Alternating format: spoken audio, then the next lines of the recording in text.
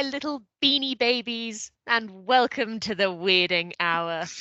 What a throwback there. What a throwback. Hashtag 90s kids. Hashtag TM. No, TY. TY. Hashtag TM. Good start. Thanks. Too much. On this podcast, we do one giant Y incision on the world, pull back the rib cage of history, and get to look at all the little weird organs contained within. I love that. Which in itself is a weird way to say that we tell each other weird stories. And as you can already tell, we also chat shit and do a little weird craft as well. I am your host this week. My name's Mimi, and I shall let my esteemed colleagues introduce themselves. I'm Rhea. Oh, fuck. Yeah, it is. Hi, I'm Bothwell. I'm Nina. Oh, yeah. Excellent. So, I am so excited about the craft today, my dudes. We get to fully regress to being total children because we are doing finger painting. I would like to clarify, because you know how sometimes we can interpret the work that we do in our own amazing style that can be tenuous. Do we have to paint on paper with our fingers, or can we paint our fingers? Whatever you want, man. Yeah, art just makes you feel something, you know? I think you should paint with your fingers on the wall. Oh, I could. That might cost me exactly one wife. Depends. Which I think is too high. Do a portrait of Jo, and she can't Oh, complain. that will that's definitely true. cost me one wife. If somebody else did it, me. Yeah, but not so much. No. And also, for the listeners, Rhea is holding 3 rolls of tape, which is absolutely not the craft we're doing today. I'm holding 3 rolls of ribbon. Oh, it's ribbon. Oh, I beg your pardon. Still not the craft. No, by the way. no. But now we know what I'm holding. Okay. What's it for? Shoes. That sounded like really made up. So It really did. definitely for some Officer. kind of kink. Yeah. Oh, it's just my shoe ribbons. You know, my shoe ribbons that I put on my shoes. Those ones. It's definitely not for Will's peen. No. Gift wrapped. Oh, hello everyone. Yeah, we've just It's the gone Weirding Hour. just balls deep into this episode straight away, haven't we? Good lord. What are we talking about today? Well, I don't know if you could tell from my really laboured intro, but today is about weird medical practices. That's a good one. That's why you did it. Oh, How dare you?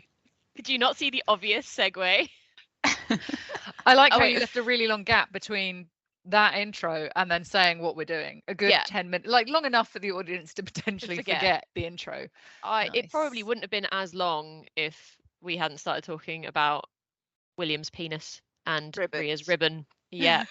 So speaking of things that are long, I don't know. So okay, here's one. Who's on the operating table first? Is it Rhea? Yeah, I think it might be Rhea. It is. So I'll get ready to bear all.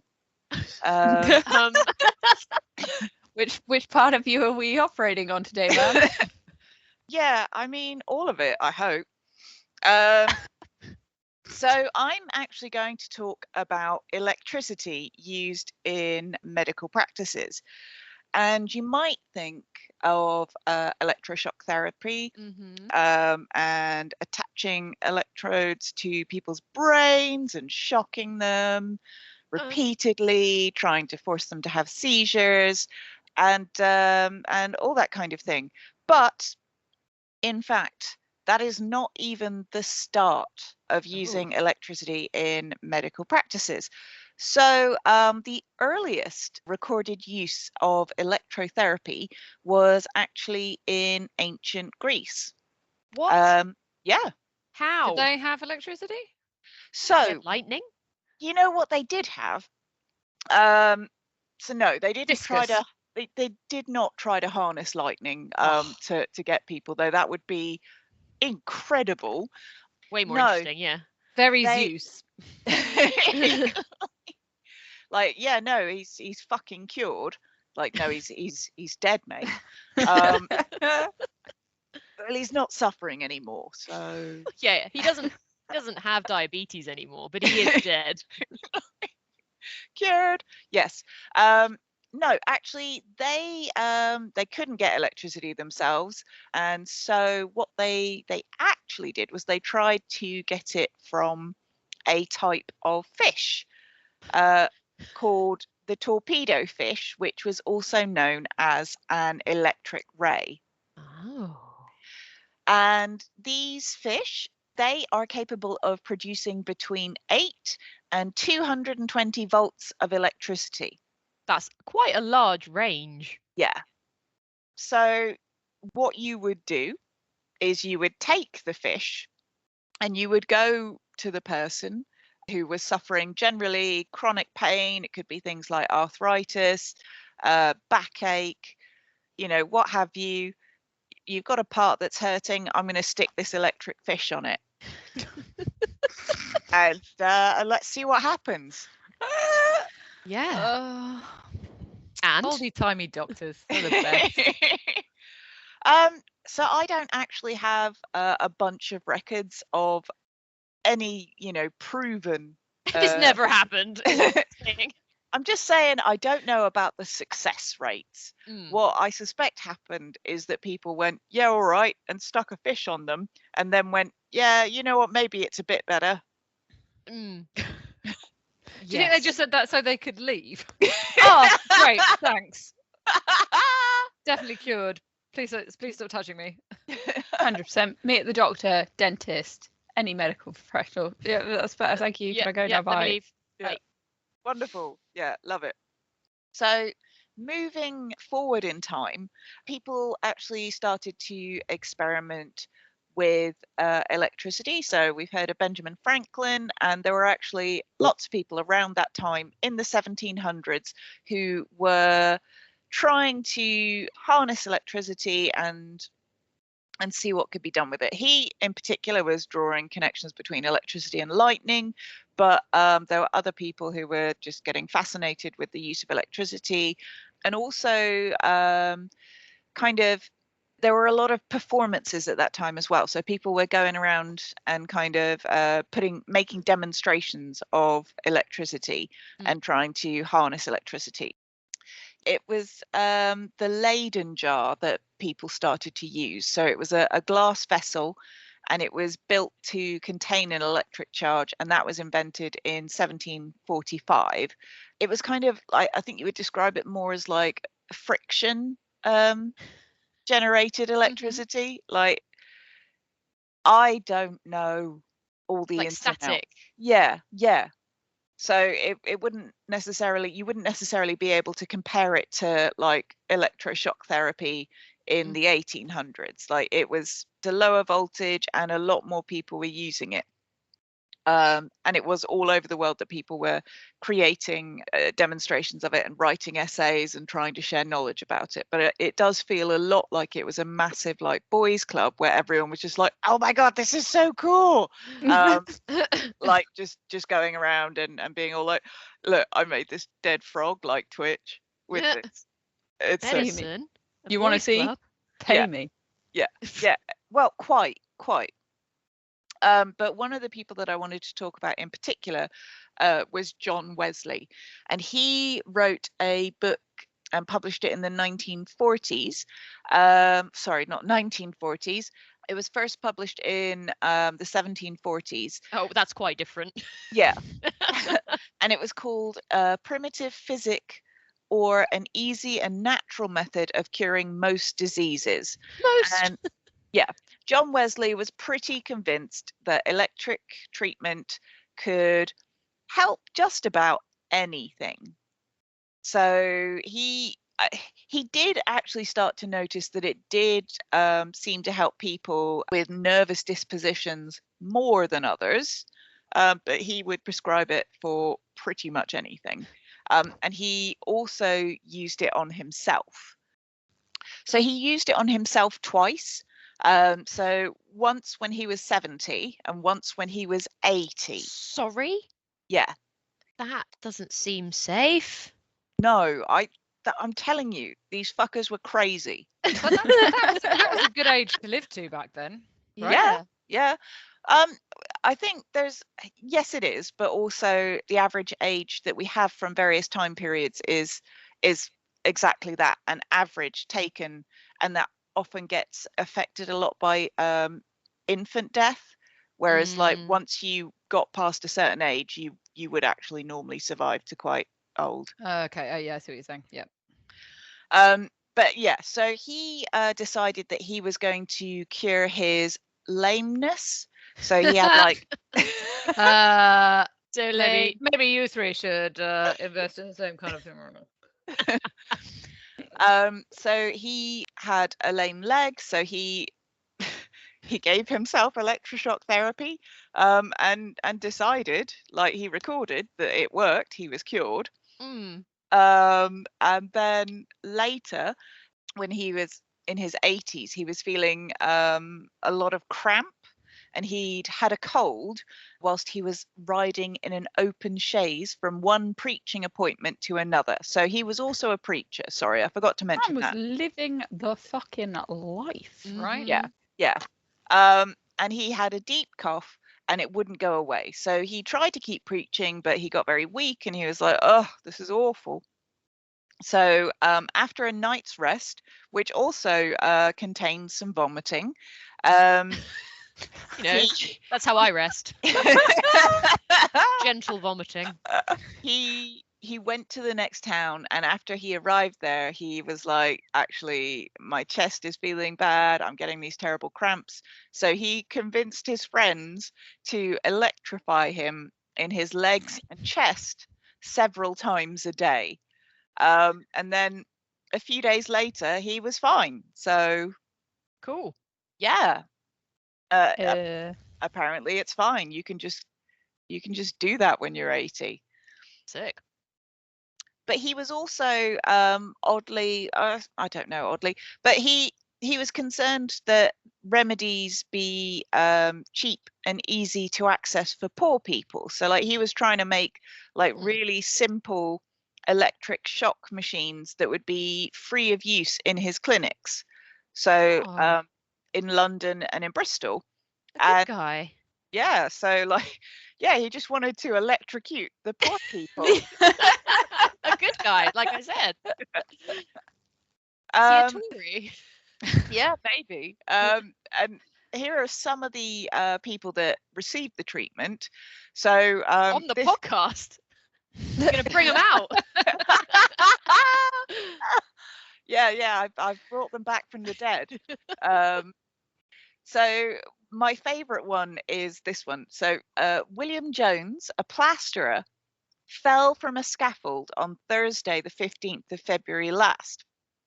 He was grievously bruised, both outwardly and inwardly, and lay in violent pain, utterly helpless, till Saturday in the afternoon, when he was carried by two men to be electrified. He's having a great day. Like, Oh.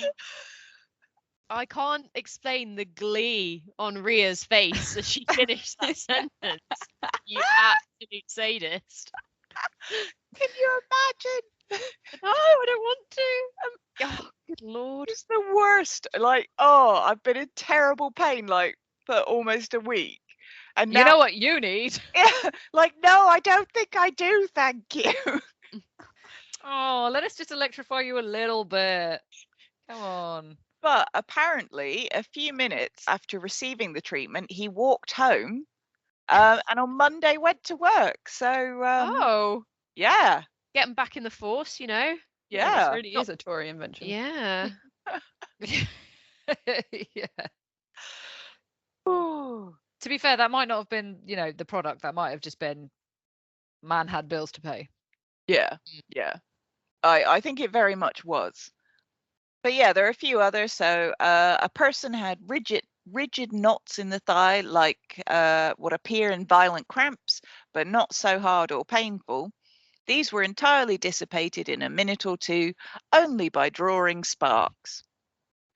Drawing sparks. Sorry, knots in the thigh. Yeah, but not so hard or painful as those that appear in violent cramps. To clarify. Oh, I was wondering if Yeah. it was those, but it's not. And then one more. Oh, this one's good. A man, 57 years old, who had been deaf for 32 years, was so relieved in a few days as to hear tolerably well. What? Yeah, From being electrocuted. yeah. So I presume he just had like. No, I don't presume anything actually. I Well, presume no, What what had happened a large build-up of wax that got That's melted well, out yeah, of that's what I fear. was presuming. Like, and did it get melted? But then I was like, or did the Melted? electricity like, I don't know, kickstart? What are the little things you've got in your ear, like the hammer, anvil, 3 little things that sound like Yeah. tools? Sure. You know what I'm talking about? Anyone with me? Stirrup. Is that The that part of that? Spanner, the spanner, the hammer, Yes. and the what's the I don't know. It screwdriver looked called? like Nina What's was the- making like the Russian flag, sort of the sickle and the. Or a sign of the cross. She's very Yeah, worried. it's the sickle, the scythe, and The the. star. I'm trying to think of the branded name for a crosshead screwdriver. Torx. Phillips. No. Oh. no, And a Phillips Phillips. is flat. Is it Yeah. Phillips? Yeah, there we go. Yeah. Who knows? We're So far I- out of our comfort zone with that Yeah. conversation. I We're mean, all ear I straight doctors up- as well. I straight up have no idea how any of those ailments could have been cured with electricity. But apparently people were happy with it and it was free. So Yeah. yay. Why not? And another thing that he would treat people for is toothache. So Oh, if you've no. got toothache, I don't think you need electricity. I don't. He would. So was it just a general electrocution, or would he electrocute the piece of body that needed Yeah. attention? I think it would be specifically to the body part that needed Oh. attention. I don't want that, especially in my teeth. Yeah. That's Yeah. so horrible. And Yeah. I'm not sure where this would be applied, but sometimes electrolysis would be applied. Sorry, electrotherapy would be. Electrolysis. Would be applied to the eyebrows, and they would look, quite frankly, on fleek. Guys, um, is on fleek still a thing, or is that? No, No. absolutely not. no, That didn't stick around, did it? no. Where are 'cause we it at was with lit? bad. Yeah. Is lit still? Do we know? I think if we have to ask, it's probably out. Okay, so we'll go Yeah. back to our own one. So that's rad and dope. Carry on, Maria. Oh, tubular. Um, but also, electrotherapy could be used for tapeworms as well. So don't worry if you've got What? a As in tape. for their ailments? Like, Tapeworm with a toothache. it's sad. My Could you- tapeworm's a could you bit make it ill. feel better. Doctor, please help my tapeworm. He helps me to stay very thin, and I want to ensure that he is just fine. I'd love a tapeworm. Right? Can you imagine? Diets out the window. Uh, We're joking, ladies. Everyone looks fab as Everyone they is are. great. Don't get Yeah, a parasite. Yeah. And don't have babies. Cool. So Because same. Carry on. after that time in 1965, people started to come back to electrotherapy. So it kind of fell out of favor because it was used for random ass weird stuff. In the 1800s, it was then used to just torture mental hospital patients. Oh. And then in 1965, they kind of were like, actually, I think electrotherapy could do something for the body. And they started being a little bit more specific in what they were doing. And they also started to understand how pain traveled through the body. And they developed the idea of like a gate control pain, like traveling through the nerve fibers. Nerve fibers. Nerve. Boogers. You got a nerve. Nerve. And that perhaps things could be done to block those signals and perhaps relieve pain. So that was when people started to look at using electrotherapy for pain relief. And since that time, we've developed different methods and we still use electrotherapy today. So there's pulsed shortwave therapy, which uses the effects of which uses the effects of an electric and magnetic field to improve the efficiency of the body's healing processes in Ooh. soft tissue injuries. Yeah, Sorry, can you say that again? no. So it's also used in ultrasounds, so that you can look at the baby and go, Ew. yeah, No. baby. That Look sounded at quite threatening, like, look at the baby. Look at it. Look in the eye. what you've done. Look what you've done. And then there's also TENS, which is transcutaneous electrical nerve stimulation, which is a method of providing pain relief. And that is generally when that's applied to specific parts of the body that feel pain. And that is used in hospitals. And physiotherapy studios, Indeed. clinics. And that's the end.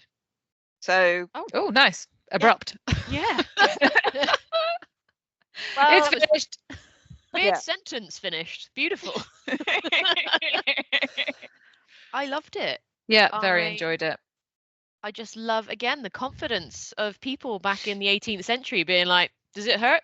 Stick some shit on it. Stick some electricity on it. Very cool. yeah. But There that it was a goes. great time, wasn't it? It was, let's do it. And then even like 19th century, wasn't it? It hurts, you probably better smoke and cocaine about it, and then you feel a bit better. Have you tried whiskey also? And also leeches. Though they work, right? Like, oh no, maggots in like tissue. Yeah, that it has to be stuff, the right? right kind of maggots, but yeah. Well, I'd hope that you go to a reputable maggot provider before you put any old maggot on your wound. Yeah, I mean, fingers crossed. Oh, you've just given me some inspiration for my craft. Lovely. Well, thank you very much, Ria. That was electrifying. Oh, Hey! I see what you did there. All right, Ninu. No. time to- Oh, yeah, it is. Sorry. Wow. I no. thought it was me. I'm sorry, I was ready. Well, it's not you, and as a punishment, you must sit and wait through All Nina's right. story. Hit us. I can't stop hearing maggot in your wound and think of it as some kind of disgusting metaphor for going out to a club and bringing someone home. Oh. Oh. Oh. Maggot in your wound. Did you get a maggot in your wound last night? Oh, that's so awful. Are you okay? I don't like that. Oh, it's so gross though. I thought we Oh. established a while ago that no, I'm not okay. No, not at all. Wow. That's Well. just confirmation. Okay, so me, I go. Yeah. You go. So the title of mine is Oh no, Gnarly. aka medical practices gone wrong. Oh, Yeah. yes. I'm so here for this content. Give me some gross shit. So I'm going to first talk to you about a famous surgeon, a Mr. Robert Liston. He was Oh, famous in the 1800s. So if you take your mind back to that time when there's operating theatres with like a wooden table in the middle and a shitload of seats around the side and everybody's watching because there wasn't any telly and this gross shit was really cool and gross and interesting and Oh, gross. Guys, we would have so been there. We would have. Oh, I Yeah. love that for us.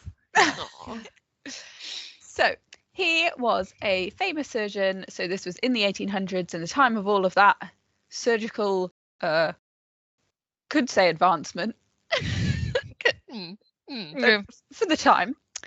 And he began studying medicine in Edinburgh when he was 14 years old. Lad. That's too young. It's too Yeah. young.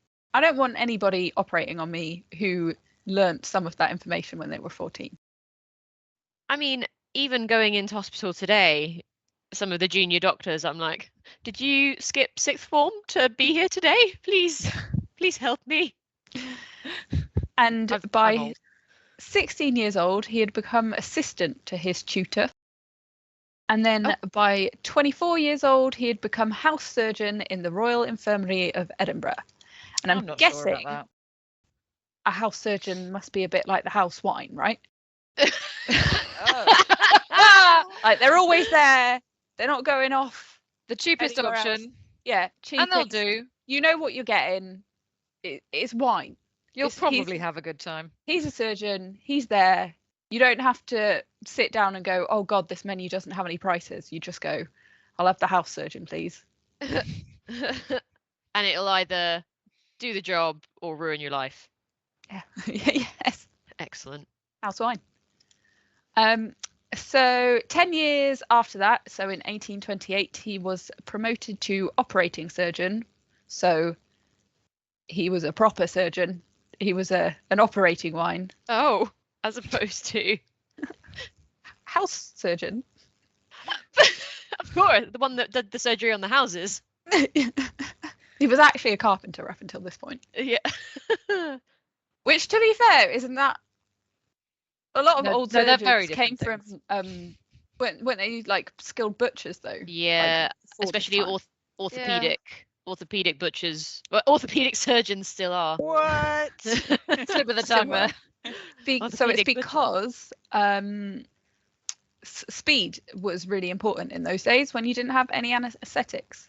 So he was famed for his speed and his skill, and is reputed to have been able to complete operations in a matter of seconds. Wow. So, wait. Everything can be counted in seconds. How many seconds are we talking? A matter of seconds. Ah. But is it one of those things where surgery should really be a lot more, more haste, less speed? But not in these times because they didn't have anesthetic. So I'd like to see his more what are they called? Mortality rates. There we go. I've got a little quote from Florence Nightingale's Notes on Nursing here for you, which will explain it in a posher way than I will. There are many physical operations where I don't know why I'm degrading her by doing that voice, but I'm going to carry on. Yeah. Do There it. are many physical operations where, all else being equal, the danger is in a direct ratio to the time the operation lasts, and the operator's success will be in direct ratio to his quickness. So basically, speed's really, really important before anesthesia because it makes a huge difference in the pain that the patient is experiencing, and which also that dramatically affected survival rates. Yeah. So get in and get out. Yeah. Job done. Get in, All right. get out as quick as possible. Faster you are, better you are.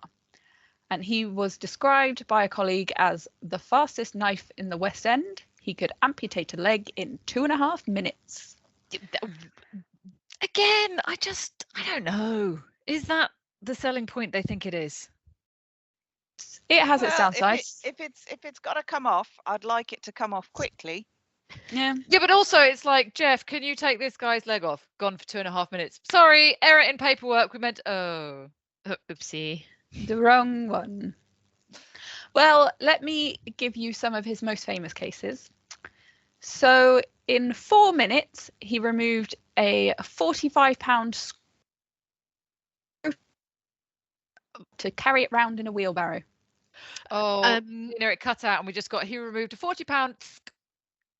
I In a thought wheelbarrow. scrotum. I heard scrotum. It was a scrotum. Yay! So he You removed a 45-pound scrotum. Scrotal tumour, whose Oh. owner had to carry it round in a wheelbarrow. Oh! 45 pounds. Yeah. Wait, that is like 20 kilograms, Yeah. or just under 20, isn't it? Is that my? Yeah. It's like half a person. And he A tiny person. Fuck it. That's Bo. That's my dog. That's literally the size of my dog in testicles. it only took him 4 minutes to remove, so I'm sure that man was very happy about that. Yeah, I'll Mm. bet. Another famous case, not quite as positive. He Oh. was having an argument with his house surgeon, so Oh, his lesser, yeah. now that he is promoted beyond house surgeon. And the argument was, is the red pulsating tumour in a small boy's neck a straightforward abscess of the skin or a dangerous aneurysm of the carotid artery? Oh, Jesus. Please say Oh. you guessed right. Pooh! Liston exclaimed impatiently. Pooh. Whoever heard of an aneurysm in one so young? Oh. Flashing a knife Mm. from his This- waistcoat pocket, he lanced it. Houseman's note, outlet arterial blood, and the boy fell. Oh, that means died, right? Yes. Yeah. Okay. The good. patient died, but the artery lives in University College Hospital Pathology Museum. Specimen number 1256, if you ever want to go and visit that poor boy's artery. Oh, So is lovely. that, do we chalk that down to a win or? Absolutely not. Okay, excellent. Wait, that's the thing you were talking about, where maybe take a little more time to maybe inspect what's going on before we just cut it off as quickly as possible. if you wanna? So yes, as we can see, with impatience and speed comes risk. Quote, occasionally, Liston's speed and showmanship were a hindrance to his operations. Showmanship. You know, like when bartenders will like flick the cocktail stuff, like that vibe with the scalpel. Yeah, I think because he's the fastest, he's got an audience. People are like, oh my God, he's the fastest surgeon in all of the land. So he's showing Wow. off a bit. But yes, these were occasionally a hindrance to his operations, such as this hindrance when he amputated the leg of someone in 2.5 minutes. But in his enthusiasm, he also amputated the patient's testicles. Enthusiasm. Good lord. I'm sorry. He was going for the leg. Yeah. I mean, was he going for the leg like normally there's like a bit going on. You know what I mean? Like there's like a a stump. Was he going like straight for the right where the leg groin. meets the groin? Yeah. Apparently so. Oh, maybe he wasn't. He was just really enthusiastic. It was actually a below the knee amputation. But Oh. Or maybe Or they had maybe incredibly just very extended long. testicles. yeah, Yeah. very long oh, testicles. it could be true. But we can't blame that patient. Hell no. No, let's not. Let's not. And so this is his most famous surgery. He amputated another leg in under 2.5 minutes. 200 minutes. 200 minutes. That sounds like a more reasonable amount of time to spend amputating a leg. Amputating. Amputating. Let's start Damn that bit it. again. So again, he amputated this person's leg in under 2.5 minutes. But this time he was moving so fast, he amputated, in addition, the fingers of his surgical assistant. Oh. And while switching instruments, he also slashed through the coat of a spectator. What? I don't think he should be operating anymore. The patient and assistant both later died from infections from their wounds. Oh. And the spectator was so terrified that the knife had pierced his vitals that he fainted from fright and was later discovered to have died from shock. What? The fiasco is said to be the only known surgery in history with a 300% mortality rate. Oh, that's not funny, but also. Also is. So very much is Oh. funny. So you can laugh because in some places it says like take this with a grain of salt, like it may have been amped up as a great story, but also this guy was just fucking lunatic. Yeah, absolute psychopath. Right, I am gonna smash through the other ones quite quickly because they're quite short things anyway. So my next, oh no, are some items left behind in people's bodies. Yay! Oh no, that is an oh no. So I've gone for one that happened in 2009, so that's not even that long ago. Yeah, I that's don't too like it. recent. Yep. That's too recent. I don't like it. A man with prostate cancer had undergone surgery to relieve pain caused by the condition, but he was left in even worse pain when he awoke. Initially, staff has dismissed his pain as from healing, and it was not until months later, when a nurse inspected his wounds, was shocked by what she found. There was a gauze pad poking out from inside his stitches. Oh. He underwent further surgery to remove the item, but can you guess how many more items they found? No. Oh. 24. I think a solid 4 more items. That's arranged, boss. Play my fun game. 3. After 2 additional surgeries, a total of 16 different items What? were found. Yes, Ria, you won. Including a 6-inch long compress, a 6-inch roll of bandage, several swabs, part of a surgical mask, and even a needle. Oh, fucking What? hell. It's The like Buckaroo. the family took the hospital to court. They were like, "This is unacceptable." Fuck And- it, like that is. And the hospital denies that the items that were found in his body were left during the prostate surgery. They claim the items entered his body after the surgery, but they didn't give any explanation as to how he could have ingested the items, including the needle. Please say they lost. Please say they lost. I didn't go into further detail about the court case because I was like, they're definitely going to lose. And he didn't live that long after that happened, and so the court case became more, I think it became more about, could he have lived longer if this hadn't happened to him? If they hadn't basically swept the fucking operation table off into his guts and gone, okay, well, that's cleaned that. Someone just stitch it up and Yeah. Did you say it was a prostate operation? Yeah. So think about where in the body that is. Yeah. That's He not wasn't sitting okay. down. No. It also probably suggests that he was quite an old dude, because that prostate cancer, most elderly men tend to have it. But still. Yeah. It was crazy. Yikes. Craziness. And now, I don't know if I have time, but I have another teeny tiny one, which is it's not even really part of medical practices. It's just one that one of my friends sent me and was like, can you please talk about this? Because I want to know more about it, but I don't want to read about it myself.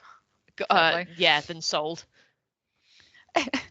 So, a lithopedion, Ooh. aka a stone baby, is Oh. a rare phenomenon which occurs most commonly when a fetus dies during an abdominal pregnancy.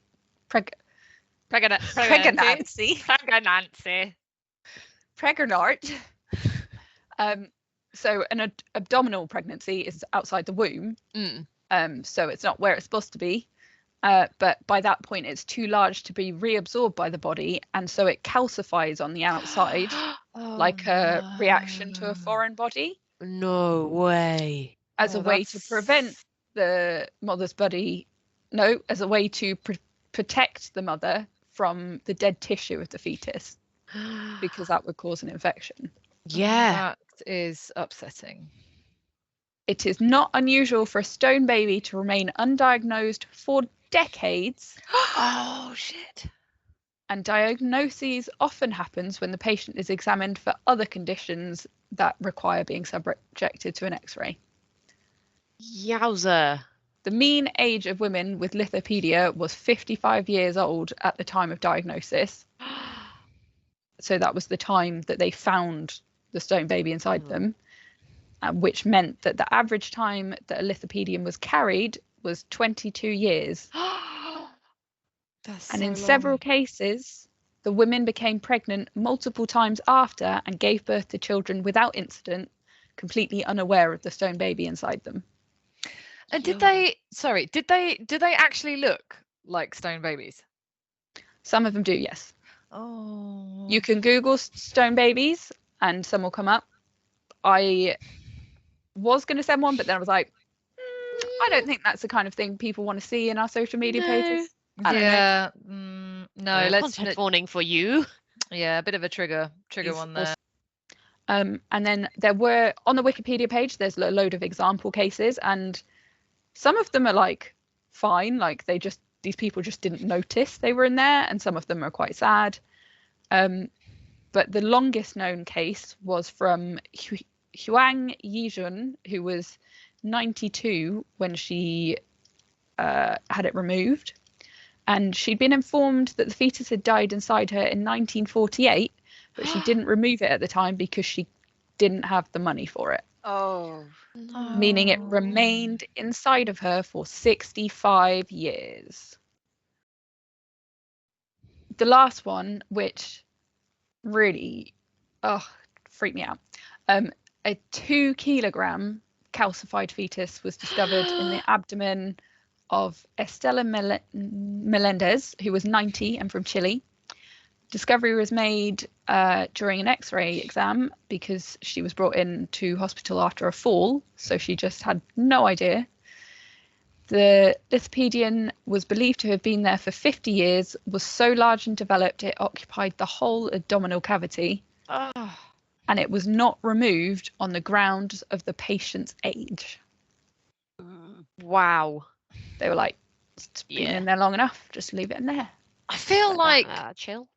I feel like if you find something like that out,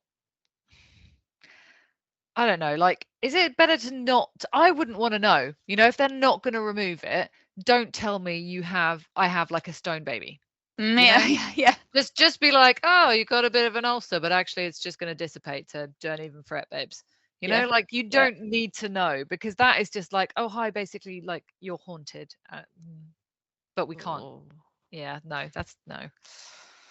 It's cool though, like that the body will do that to protect you from infection. Yeah, for sure. But it's also really creepy. Yeah, it's like 100% creepy. And that's why my friend didn't want to look it up herself, and she made me do it. So you're welcome, friend. You better leave us some kind of review. You're a good friend to your friend. I know. Well, is that the end?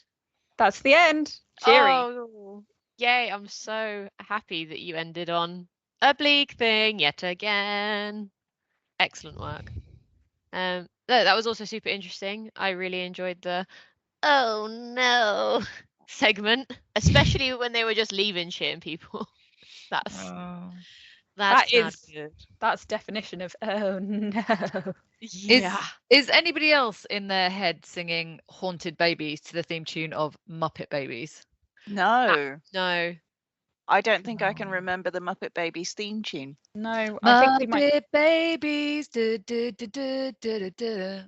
So now it's just haunted babies leaving stones in you. Oh wow. Yeah. Nice. I think the less riffing on that, the better. So moving swiftly on. Yeah, let's cut that. Let's all agree that that can be cut. Okay, so how to be more depressing than that? Nope, it's not possible. So instead, I'm going to tell you about medical practices that are medieval's probably too far, but they're very old and we are still using them today, because if it ain't broke, keep using leeches. Yay! Okay. So I have stolen Nina's patented list of things, and when I say I've done my own research, very much thank you to healthcareglobal.com and their article entitled 6 Medieval Practices You Won't Believe Doctors Are Using Today. Beautiful. Thank you. I feel, Bothwell, I'm just going to say right now, I feel the main tip of using a list is to pretend that you've curated the list. Oh, okay. Not just, I'm reading a website list at you. Oh, okay. I made up this list from a list that was a similar list on another website with lists. Nice. That's much better. Thank you. Okay, so number 1, leech therapy. So still going, still very much going.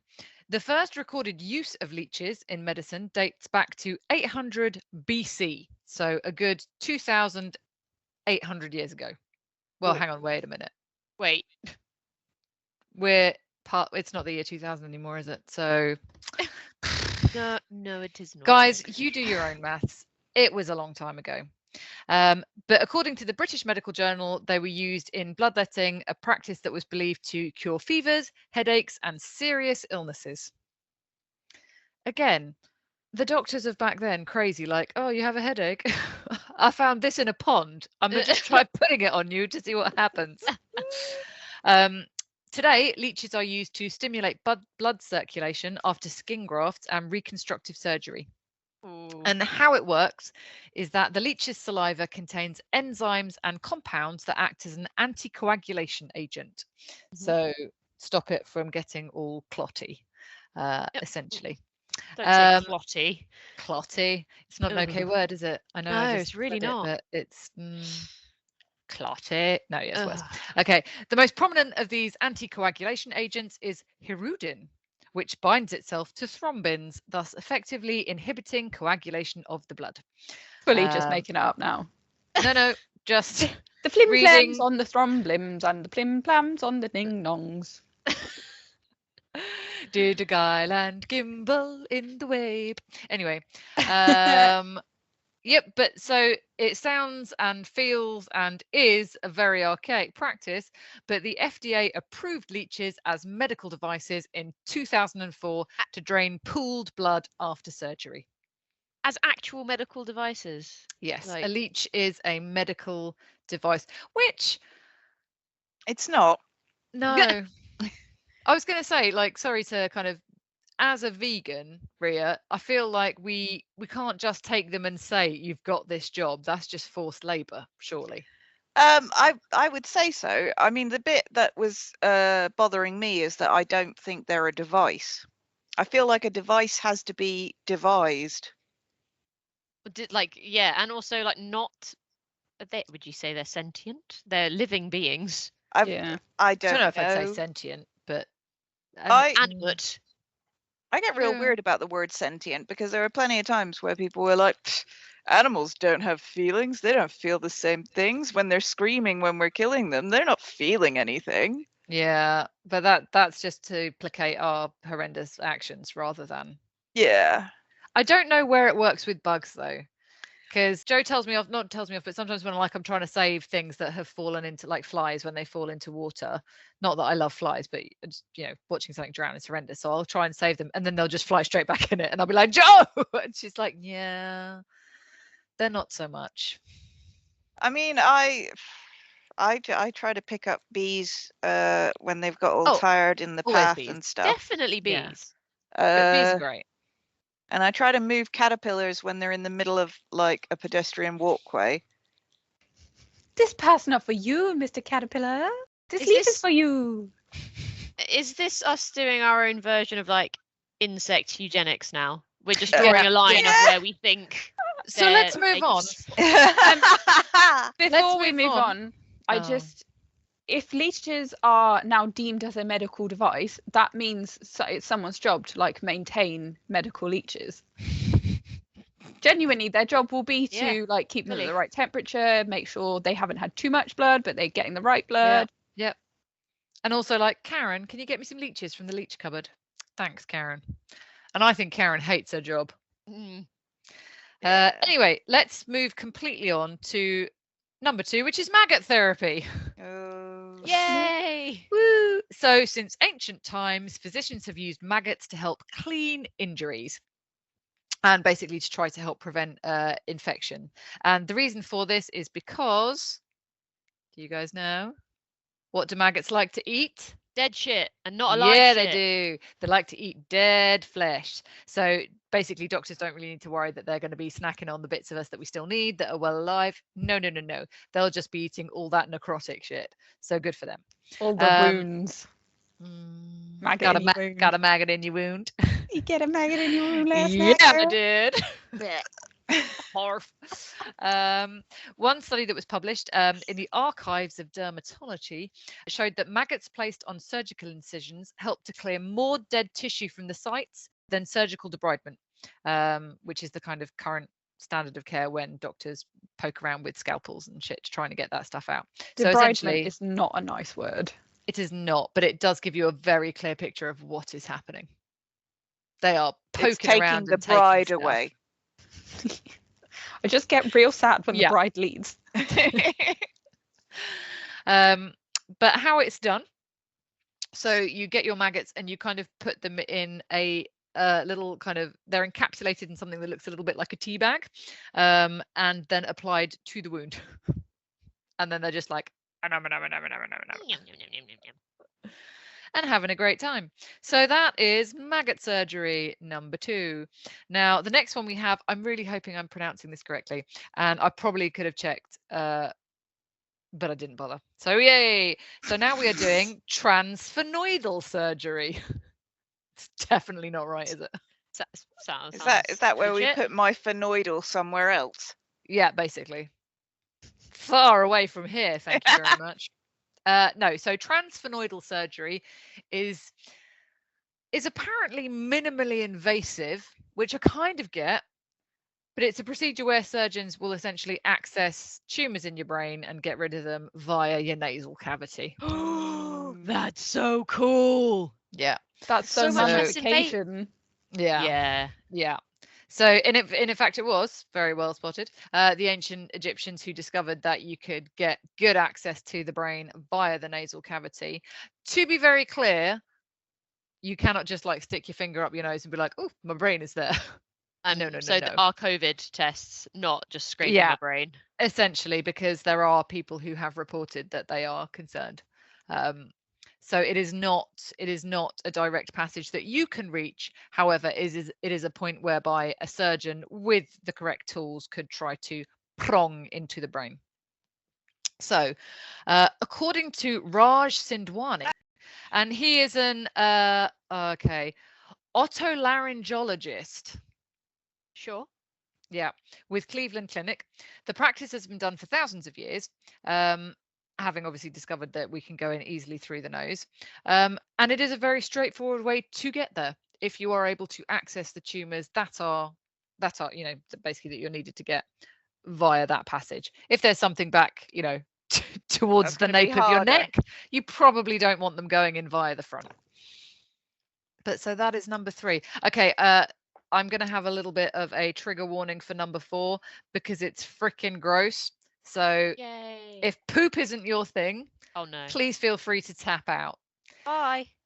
All your trigger warnings are just made up based on what you don't like. Yeah, I feel like people are far more likely to be freaked out by the thought of things going up their nose into their brain to take bits out of their brain than they are about poop. No. this is a incorrect. fecal transplant. Oh, I've heard of this. I'd I've heard of 100% do this. this. Would 100%. What, like for fun Do on a you need some? weekend? Do you need some of my poop, Nina, for your If- healthy gut? If they found that I was lacking the healthy enzymes to digest gluten, and that's what caused my intolerance, because it's not an allergy, then yes, I would have had a fecal transplant to get some of those good bacteria in my gut and be able to eat fucking bread again. Hells yeah. Well, that just tells our listeners that you're disgusting. So number 4, fecal transplant. You're not really. If it could do that, then do, because bread is great. So the incidence of Clostridium difficile infection, CDI, has risen sharply over the last couple of decades, and human stool transplants have been found to consistently cure. Guess the percentage. I think it's like 97. 87. Sorry, you were 97, Mimi. Yep. Nina, you were 87. Ria, you were 100. 120. Excellent. 300%. 300%. That's right. All 3 died. No. Nina, you were the closest. It is 90% of patients who have had multiple episodes of CDI. To be fair, an infection which causes pretty serious diarrhea and affects roughly 3 million people per year. So it's not great. It's curing 90% of them, so that's pretty cool. So these days, fecal transplants are done either by colonoscopy, Just pop it up there. which I think, whilst I have very little interest in having much of a relationship with my butt, is better than the other option, Which is No. orally. No. which is through the nose into the What? stomach. Why through the nose? Just drink it, you pussy. No, I think It's I not think they're like- liquid. It's not liquid, guys. gonna They be a put it- pill. They put it in a pill.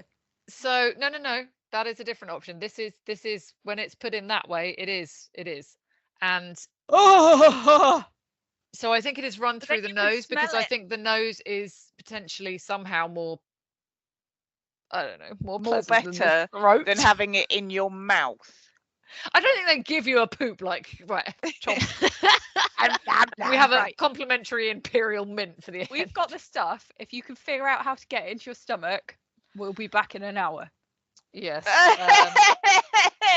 Choose wisely. The one of the medical journals, so the JAMA, did actually say that they had created a less unsavory route by way of a pill, which is what Nina was referring to. However, it will not work for everybody, and therefore fecal transplants are still going strong. Yeah. I don't care if you want to put it up my butt or give me a pill, put it in my mouth. If it meant my digestive system worked how it used to, I'd fucking do it. Fair Yeah, play. Nina's night sounds banging. Yeah. Put it in my butt. Put it in my mouth. Yeah, but Wait. also you got, it'd be like now you're Nina Strange's poop. Well, I mean, wouldn't tell you. yeah, I mean, I probably would say that because that's quite fun. Yeah, I know. I would definitely tell you guys. But I wouldn't be judging you for it. I would just be saying it because it would make me laugh. I wouldn't be judging you for it because I know it's a medical procedure that would help you, but I would also at the same time be, ew. Imagine it though, like next time we're round like Bob's for dinner or what have you, she'll just be like, Nina, stranger's poop, would you like some food? Would you like some more poop?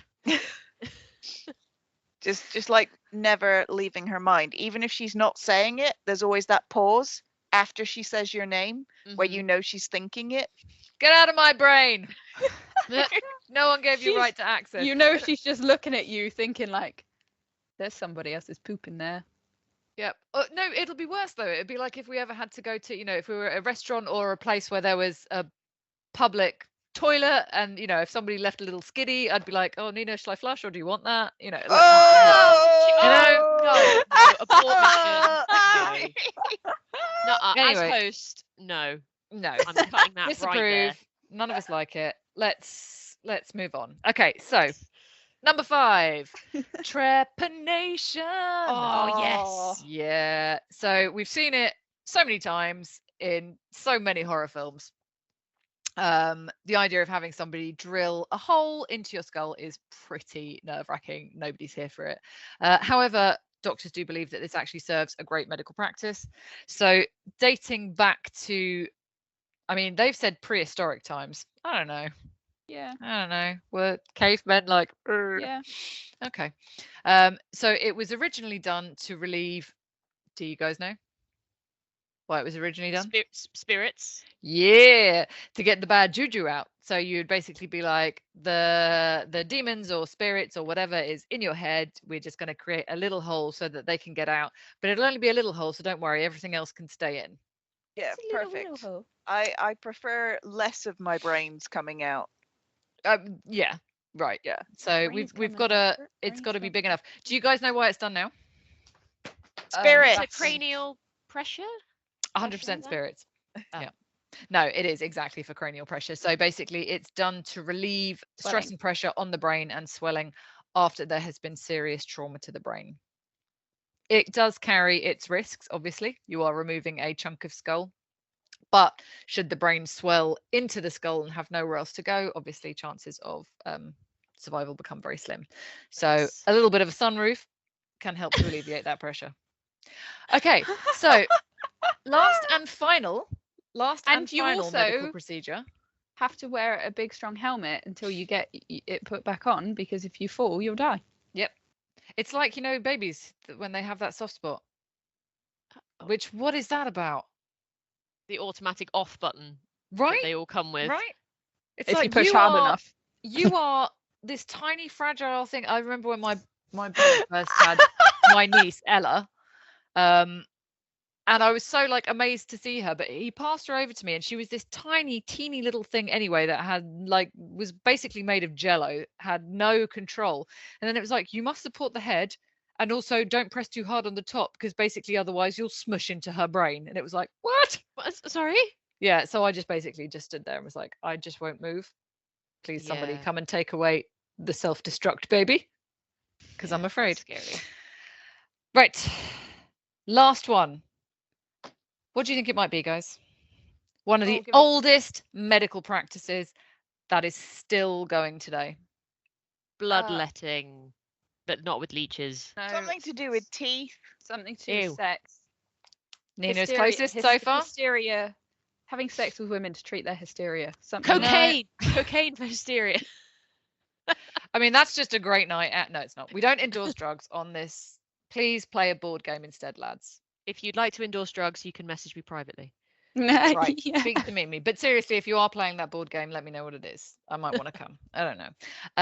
Cesarean section. Oh, Yeah. So Cut that it's baby kind out. of, yeah, it's been going on. It's one of the oldest medical practices. They think it dates back to 320 BC. What? Obviously, yeah, and we don't know. This is the first time, like anything, it's the first time that it is recorded. But for those of you who have seen Robin Hood, Prince of Thieves, which is a wonderful documentary, I love that film. you will recall Morgan Freeman delivering I don't know what that guy's name was, but Little John's wife's baby. And the baby is in distress. He can't come out naturally. And Morgan Freeman says, it's something I've seen done with horses. So this was a practice that was used not only on humans, but on animals to kind of assist with births when they were struggling. The mortality rate for the procedure was very, very high until the 1880s. And the difference was basically down to technique. So where they made the They realised incision, they had to sew them up again. that was it. And So we're wash just their like, hands. cut it out. Here's the baby. Okay, thanks. Bye. See you next week. Yeah. The washing the hands thing is Comes way you later. actually read that, yeah. But have you read that? Like, that is the most bizarre case of maybe we just think it's so obvious because we have grown up in a time when we Yes. appreciate what cleaning your hands will do. But the fact that they were like, guys, our mortality rate has improved 3,000%. Yep. What? Any hoozles. So yes, they developed a different technique, which was not just sewing them back together. They did do that before, but like relating to kind of where they were actually making the incision. So according to the CDC, the Centre for Disease Control and Prevention, nearly 1/3 of all babies were delivered via C-section in 2012, and obviously that being now 10 years ago. Hopefully we'll get some updated stats soon. Can't wait. There probably are some, but I mean, this article was from May 2020, so Well, Oh, it's yeah. nearly bang up to date. right. Thank you very much. Again, I do want to say thank you so much to healthcareglobal.com for providing me with all of this information, because I literally have pretty much read you the article, but they did it so well. What's the point in me just kind of taking that time to reword it, get my synonyms out on Word, Well, mean- if this was an assignment being handed in school, the teachers would expect you to at least rearrange the sentences. Well, obviously, otherwise I'll get charged with plagiarism, but luckily your standards are much, Charged. much lower. That'll be Charged one in prison. plagiarism, please. I thought I was you going to prison for plagiarism. In my head, I probably would, yes. Yeah. But That that's was it, wonderful. guys. That's my medical practices that are still in use today, even though they are so old. I really enjoyed that because it was really gross, but also super interesting. So Oh, thank thank you. you, Bethel. That was really good. So talking of interesting, how's everybody's crafts gone? Yeah, like great. Yeah, go on, Ria. No. No. Okay, cool. Thanks. That was a real emotional roller coaster. Yeah, Ooh. Is it neurons? it's not. It's supposed to be A COVID? electric lightning, Oh. like in the Oh, sky. I'll turn it the other way up. We now. should. Oh, now it looks like that. Yeah. Yeah, you could just say it looks like a kind of network of neurons. Yeah, Oh. why not? Oh, so Bothwell has done a wonderful finger painting. That's Tell us about your craft, Bothwell. So, Not even not gonna paint. lie, I have doodled on my finger because I am currently using my work laptop to record. So Oh. I'm gonna art later. Okay. Well, like Rhea famously said a couple of episodes ago, the artwork is only stressful if you care about the outcome. So true. well done, Bothwell, for keeping it chill. Thanks. You want to see my doodle finger again? There it is. I'm don't say calling that. him fecal transplant. Oh, is he going to go in Nina? She In the better butt, in the buy him mouth. dinner first. And Ninu, what you got? I feel like Bothwell could have got away with hers if she had literally just used paint. Yeah, because then it would have been clever. A tiny bit of paint on your finger painting. Oh my I went goodness. abstract because I didn't really know what to do with finger painting, so it just turned into a weird. I don't really know what it is. Yeah, Is it abstract? It looks like you've drawn the end of days. it's kind of I don't know. Cabin. The end of days. Yeah. Yeah. A bit Very volcanic, a apocalyptic. bit oceanic, a bit flowery. It's cool. I like it. I liked how it rhymed as well. It was volcanic, oceanic, and a bit flowery. It's like a me. sonnet. That's me. And I've done a much more literal interpretation. I've done an amputated leg Nice. with some electricity to represent Ooh. Rhea's story. Did you do that with a finger? It's very well done. Thank you very much. You should see my workspace. It's much less neat. But yes, so electricity for Rhea, amputated leg for Nina, and then Bothwell, here's some like maggoty wound bloodletting area as well. So I've tried to incorporate. Feel like you could have done a poop, but sure. I didn't have any brown. We could pretend that that's bloody diarrhea. Oh, Yeah, then we Oh. will. Leaking from someone's upper thigh? Because we put it in there. Oh, great. Good. I'm so glad that we covered that. So what's our next topic, guys? What are we Ooh. doing next time? We need to ask sock bag, hat bag, bag little sock. bag. What craft shall we do next week while I am looking for this?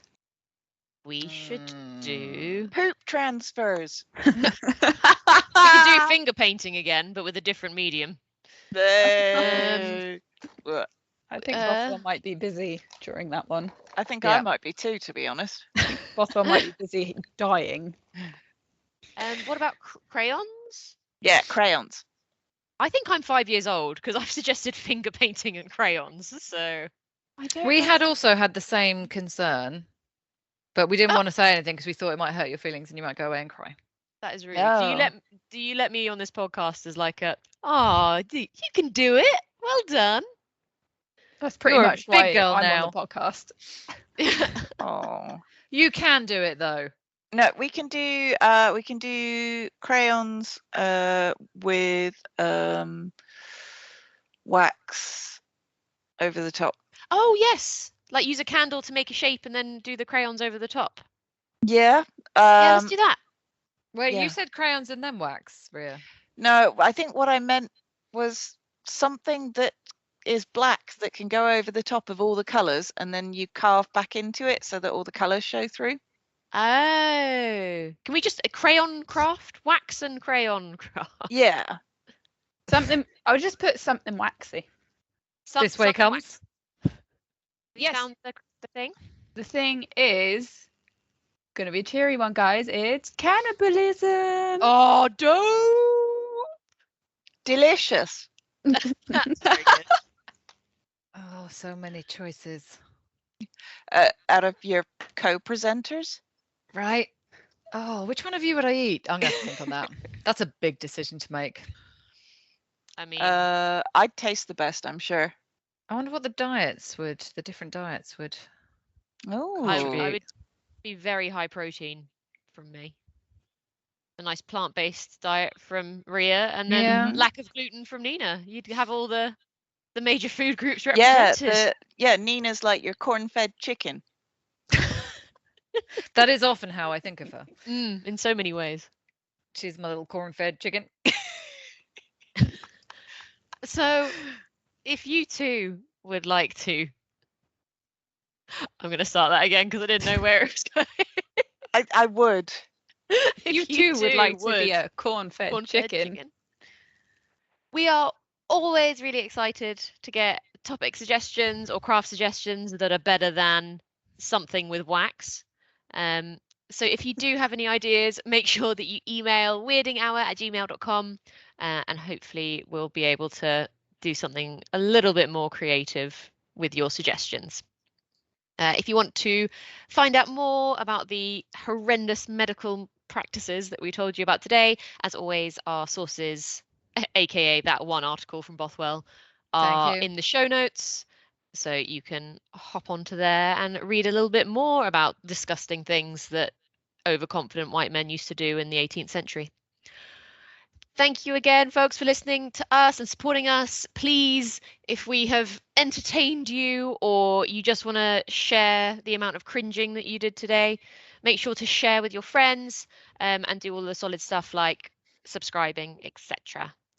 So yeah, anything else to add from you guys before I say goodbye, Beanie Babies?